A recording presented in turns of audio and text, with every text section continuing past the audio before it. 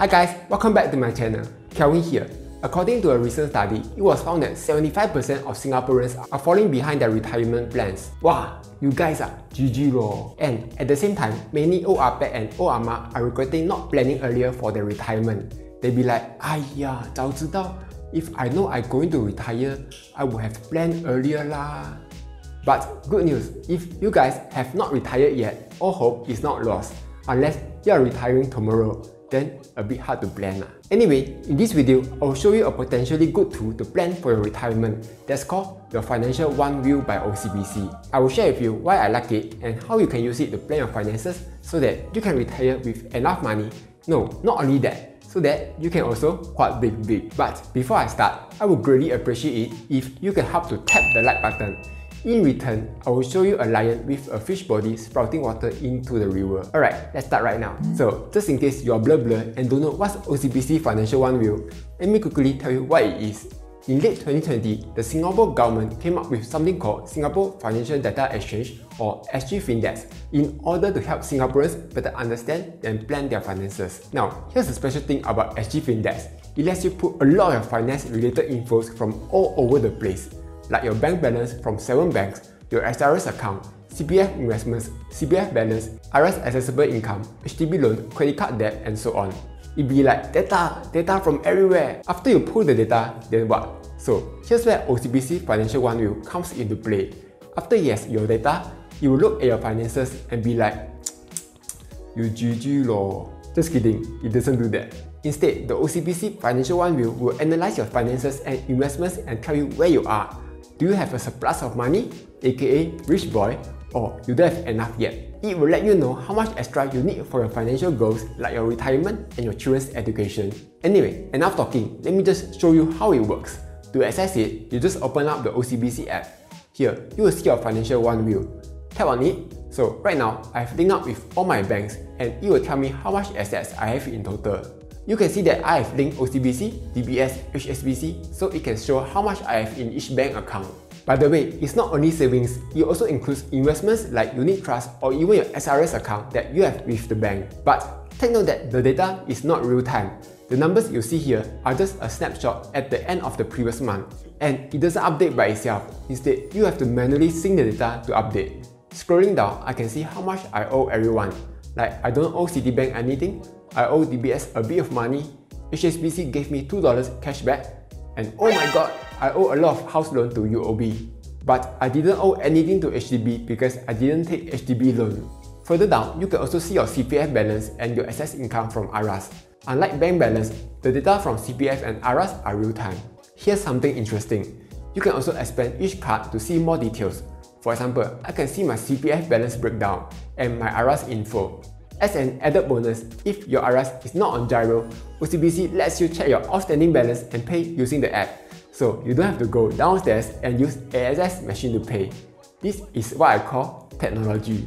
All in all, this entire section lets you take a quick look at all your assets, aka what you have, and liabilities, aka what you owe. And seeing it kind of make me feel like I'm Warren Buffett or something. Anyway, once you know your finance position, you can start taking steps to improve it. Here's where OCBC Financial OneView comes into play.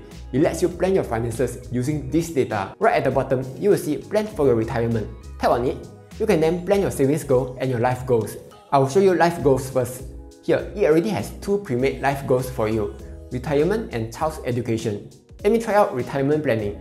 It will first ask you when you want to retire. The current retirement age is 62, but ain't nobody got time for that. I want to retire early, have $1 million, fly to Hawaii to sunbathe, and go Japan eat sushi. So let's change it to maybe retire at 50 years old instead. Next, estimating how much you will spend during retirement. I think Chai Fan will become more expensive in the future. Possibly one rice, 3 veggie is already $5. So maybe I will spend $1,000 on food.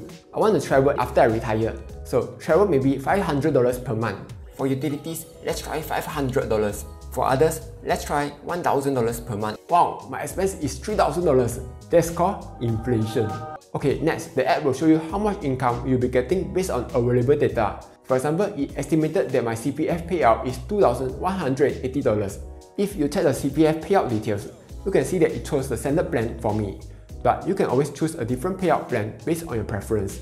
Next is rental income. If you are a rich boy and rent out your second property, OCBC will also know. Yes, they know this too. You can also edit the amount if you need to. For allowance, it could come from anywhere, like maybe your kid's husband is a rich Saudi prince and he's giving you $1 million a month. Just kidding, let's keep it as $0 instead. Other income could be your stock dividends or options income. If you have any bonds that doesn't belong to OCBC, you can also add it here. You can see that I'll be getting $3,000 plus per month after retirement, which is great. I don't intend to downgrade my property, so after everything, I will need around $1 million for my retirement. If you want, you can also add savings and income sources from elsewhere. OCBC will tell you whether you are on track or not. For example, I'm still $600,000 plus short of my goal, which is bad, so let's fix this. In the next step, you can simulate how fast you want to grow your money. You can either choose slow and steady from PP, or you want high returns but high risk. I prefer fast and furious, so I'll choose high risk, high reward plan. It can either give you 7% or lose 5%. Let's try dollar cost average $2,000 per month into a growth portfolio. Tada! With this simulation, I will end up with extra $82,000 to use during retirement. Besides retirement planning, I can also plan for my kids' education. Let me quickly show you. My kid is a girl, I named her Hello Kitty. Totally not true story. She was born in 2020. Let's say I force her I mean, she really wants to be a doctor next time. If she wants to go to UK to study, in 2039, the tuition fee will be over $2.4 million. Wow, I guess I better start saving up then. The remaining process is quite similar as just now. You can add your existing savings and investments, simulate your investment returns, and it shows me that I need to make more videos to make up for that $788,000. Shucks yeah, there's only one kid. Imagine if I have two kids who wants to be a doctor. By the way, I just tested it out. After creating an education plan for my second kid, Mickey Mouse, I found that the app could only support 2 kids. That is something for you to take note if you have more than 2 kids. But this is just a small limitation yeah. Besides planning for expensive life goals, the app also allows you to plan for savings goals. For me, I really want to travel overseas soon. So let's create one savings goal for it. For the name, maybe I will name it as Europe Travel Bubble, because obviously it's a good name. I will need maybe $5,000. For travel, I will assume that we can finally travel 5 years later. Here, you can see that I'll only need to save $81 every month, which is quite easy just eat cai fan for extra few days, then can already. So that was a super quick look at how OCBC Financial OneView works. Next, I think the biggest question you might have is, is it safe or not, or later all my data get leaked, then everyone knows how much I earn lor? So on OCBC side, they have strict measures to protect your data, and on SGFindex side, your data are encrypted according to government standards. You will know it is safe because whenever you want to sync the data or something, you will need to enable the access with SingPass every single time. With that being said, I feel OCBC Financial OneView can have more improvements, like maybe integrate with third-party brokers like Interactive Brokers or Tiger Brokers, because it seems like many of you guys are using low-cost brokers nowadays. Then you will know how much dividend you are receiving or whether you have been investing like an ape. But this is just a minor detail. Another improvement is possibly being able to see my account balance in real time, because right now, all the other bank balances are just a snapshot every month end. And I will need to sync every month to see updated data. They are not doing this because of security limitations, but again, this is just a minor inconvenience. So after using this for a while, here are my thoughts. Personally, I feel that this is a very good starting point, especially if you haven't started to plan for your life goals. OCBC Financial OneView lets you quickly view your cash savings, CPF balance, and debts all in one place. Then it also lets you plan for big expenses like your retirement and children's education. Sure, there are many other apps that lets you do this, like the CD app, but you need to key in the data manually. With SGFindex, you pull together all your existing data so you don't need to so mafan key in one by one. Now, you may think, che, that's only because OCBC wants to sell us unit trust or insurance. That's why they do this ma. That's not really the point of this. You don't have to get this stuff from them if you don't want to.